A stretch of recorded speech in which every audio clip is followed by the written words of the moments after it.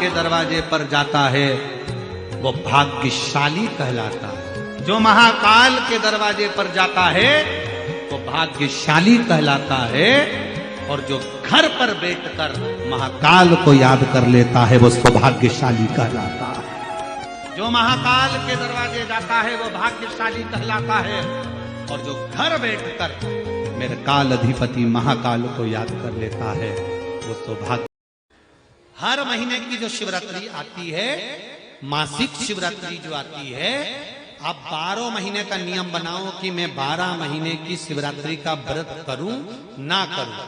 मैं शंकर के मंदिर में 12 महीने जो शिवरात्रि आती है उस शिवरात्रि का नियम लेती हूं कि शिवरात्रि के दिन में दिया लगाने 3 जगह पर जाऊंगी। पहला, बोलते जाओ जम के, बेलपत्री के नीचे। दूसरा, शंकर भगवान के मंदिर में या शिव मंदिर की चौखट पर।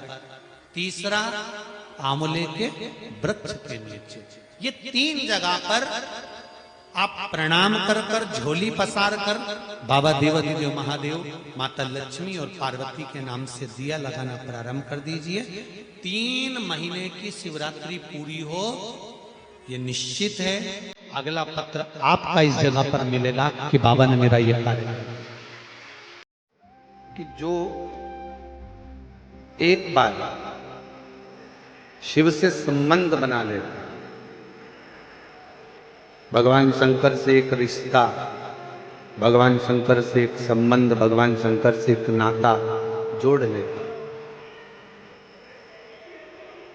जिसने संबंध जोड़ा वो भले बाद में भूल गया, जिसने संबंध जोड़ा हो सकता है कि वो बाद में भूल गया कि हमारा संबंध भगवान शिव से हम जोड़ चुके। पर मेरा देव अधिदेव महादेव, मेरा शंकर, मेरा ओघड़दानी, मेरा त्रिकालदर्शी, कैलाशी, अविनाशी शिव उस संबंध को कभी नहीं भूलता। मंदिर के द्वार पर हम जब चप्पल छोड़ते हैं, जिस मंदिर की चौखट पर चप्पल छोड़ी है, आप जितनी देर आराधना में लगे रहते हैं उतनी देर तक आपकी चप्पल पर जितने लोग लांग कर जाते हैं, जितने लोग लांग कर प्रवेश करते हैं, उसका भी दुख आपके भाग्य में आता चले जाता है। ध्यान दीजिएगा।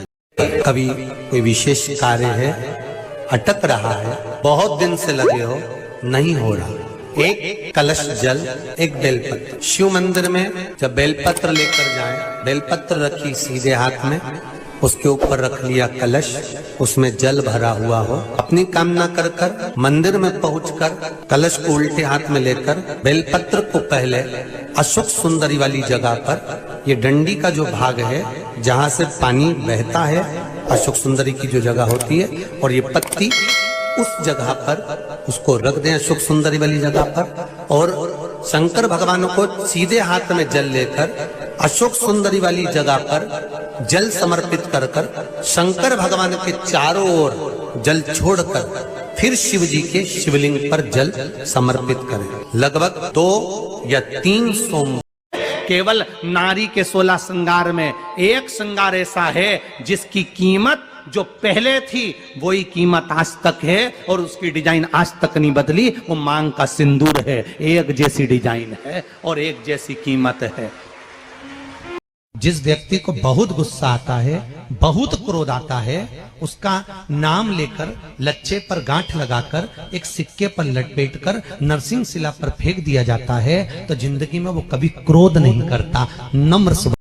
केवल नारी के 16 श्रृंगार में एक श्रृंगार ऐसा है जिसकी कीमत जो पहले थी वही कीमत आज तक है और उसकी डिजाइन आज तक नहीं बदली। वो मांग का सिंदूर है, एक जैसी डिजाइन है और एक जैसी कीमत है। शिवलिंग पर हम जब जल चढ़ाते हैं उस समय आपका ध्यान होना चाहिए, लोटा कलश शिवलिंग को ना छुए, टच भी ना हो, नख ना लगे, अपने हाथ की चूड़ियां भी भगवान को घिसने में ना आए, अपनी कोई सामग्री से भगवान को चोट ना पहुंचे।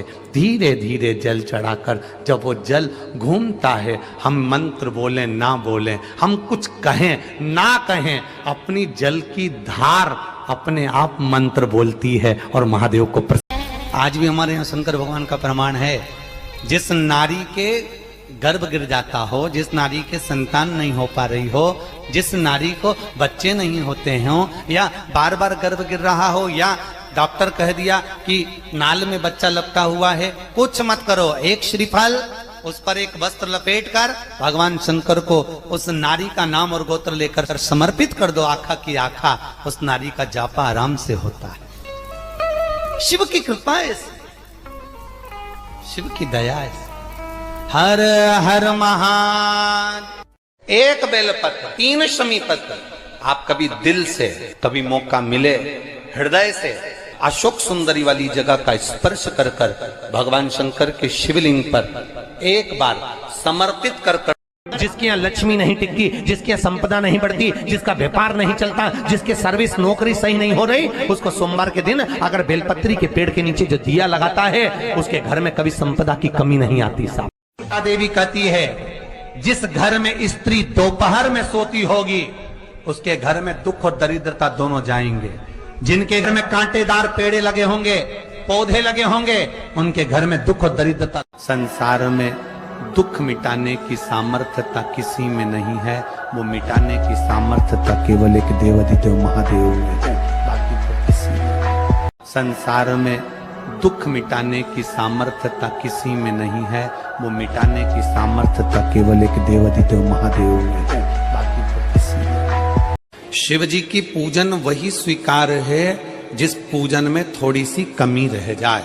कि थाली में सारा सामान जमा लिया तो भी मंदिर में जाकर कोई सामान याद आए तो समझ लेना कि तुम्हारी पूजन भगवान शंकर ने स्वीकार कर लिया।